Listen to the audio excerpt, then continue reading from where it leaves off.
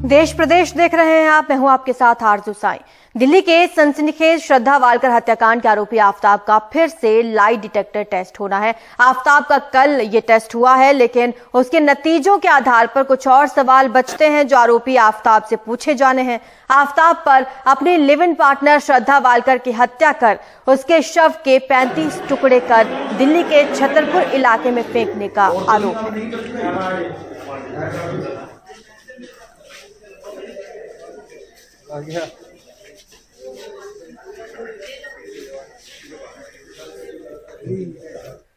दिल्ली के महिपालपुर इलाके से खबर, जहां पर कल सुबह एक BMW कार की टक्कर से एक साइकिल चालक की मौत हो गई। हादसे में 50 साल के शुभेंदु चटर्जी की अस्पताल में मौत हुई। जिस कार ने टक्कर मारी उसका VIP रजिस्ट्रेशन नंबर है।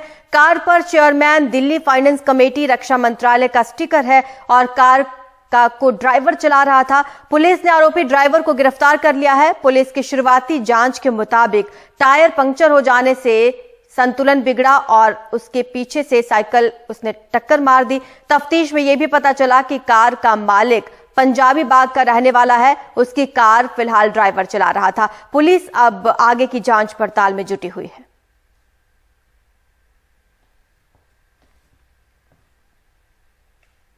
दिल्ली एयरपोर्ट पर कस्टम विभाग ने करीब 95 लाख रुपए का सोना बरामद किया है। कस्टम विभाग ने इस सिलसिले में 2 आरोपियों अमित भंडारी और श्याम सुंदर को गिरफ्तार किया है। दोनों आरोपी 24 से 25 नवंबर की रात को दुबई से आए थे। जब वो एयरपोर्ट पर ग्रीन चैनल क्रॉस कर रहे थे तो कस्टम अधिकारियों को उनके बैग में कुछ संदिग्ध दिखा। बैग का एक्सरे करने पर 1849 ग्राम सोना बरामद किया गया। ये सोना तस्करी कर भारत लाया जा रहा था।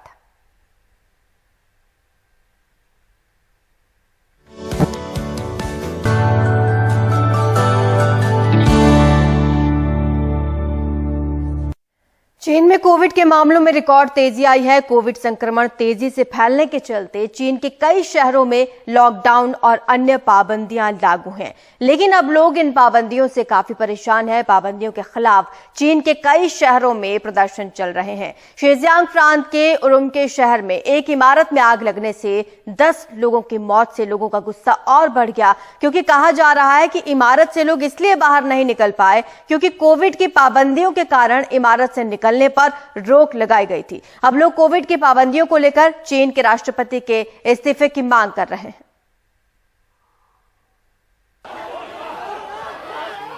शी जिनपिंग गद्दी छोड़ो, हमें आजादी चाहिए, इस तरह के नारे लगाते चीन के लोग।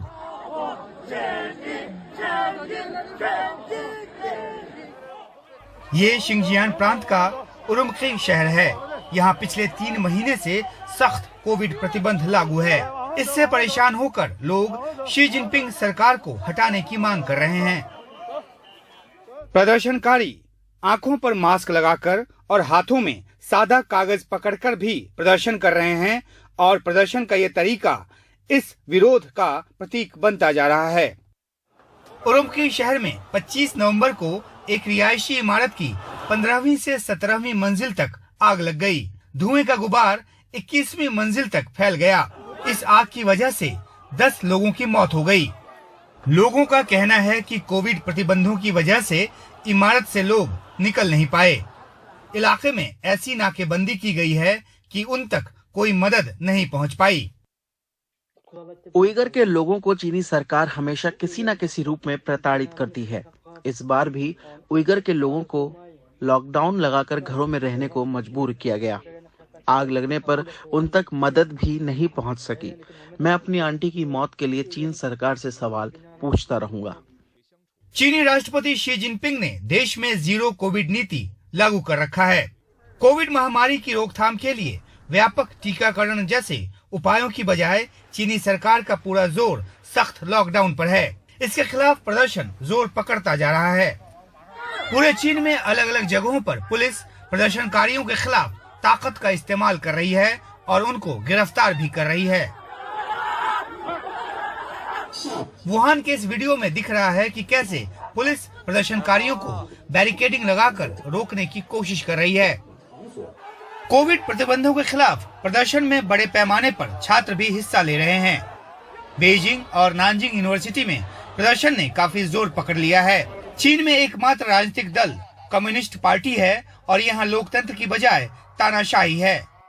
शी जिनपिंग संविधान में बदलाव कर लगातार तीसरी बार राष्ट्रपति बन गए हैं। पार्टी के महाधिवेशन के मौके पर भी उन्होंने जीरो कोविड नीति को सख्ती से जारी रखने की बात की थी। सवाल है कि इसके खिलाफ लोगों के प्रदर्शन को ताकत के बूते दबा दिया जाएगा या फिर ये वाकई में शी के लिए एक सिरदर्द साबित होगा। एजेंसी रिपोर्ट के साथ उमाशंकर सिंह, एनडीटीवी इंडिया। भारत की उड़नपरी कही जाने वाली जानी मानी एथलीट पीटी उषा भारतीय ओलंपिक संघ की अगली अध्यक्ष बनेंगी। भारतीय ओलंपिक संघ के लिए 10 दिसंबर को चुनाव होना है, लेकिन अध्यक्ष पद के लिए तय समय तक सिर्फ एक ही नामांकन आया है और वो है पीटी उषा का। पीटी उषा एशियाड में 4 गोल्ड मेडल और 7 सिल्वर मेडल जीत चुकी हैं। वो ओलंपिक में सेकंड के 100वें हिस्से से कांस्य पदक चूक गई थी। भारतीय खेलों के इतिहास में वो सबसे कामयाब एथलीट्स में से एक रही हैं। पीटी उषा भारतीय ओलंपिक संघ की पहली महिला अध्यक्ष और पहली ओलंपियन एथलीट होंगी।